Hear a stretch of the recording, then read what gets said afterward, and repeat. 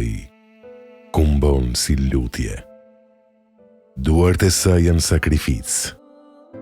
Zemra e saj është dashuri pa kushte.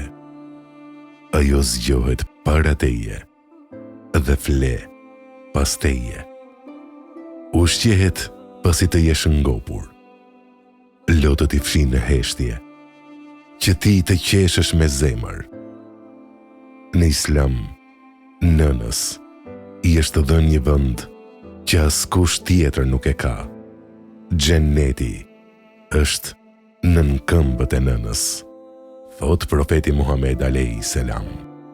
Mos e harro, mos e lër të pres, mos i ngri zërin, sepse Zoti i Madh ka lidhur kënaqësinë e tij me kënaqësinë e nënës dhe babait.